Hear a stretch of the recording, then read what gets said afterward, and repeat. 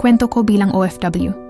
Ako si Lina, isang ina at asawa na tulad ng maraming Pilipino, nagdesisyon na magtrabaho sa ibang bansa.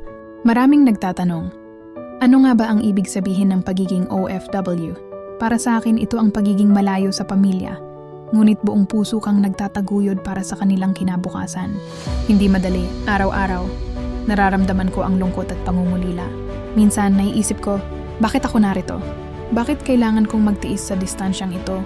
Pero tuwing nakikita ko ang mga larawan ng aking mga anak, naaalala ko kung bakit ako nagsimula. Ginagawa ko ito para sa kanila. Para sa kanilang edukasyon. Para sa kanilang mga pangarap. At para sa kanilang kinabukasang puno ng pag-asa. Marami akong isinasakripisyo. Ang oras na sana'y kasama ko sila. Ang init at lamig ng trabaho. At kahit minsan, ang aking sariling kalusugan. Ngunit bawat sakripisyong iyon ay may saysay. Lahat ng ito ay para sa pamilya ko, para sa mga ngiti at saya na kanilang mararanasan balang araw. Tuwing gabi, bago matulog, hawak ko ang larawan nila sa telepono at humihinga ng malalim.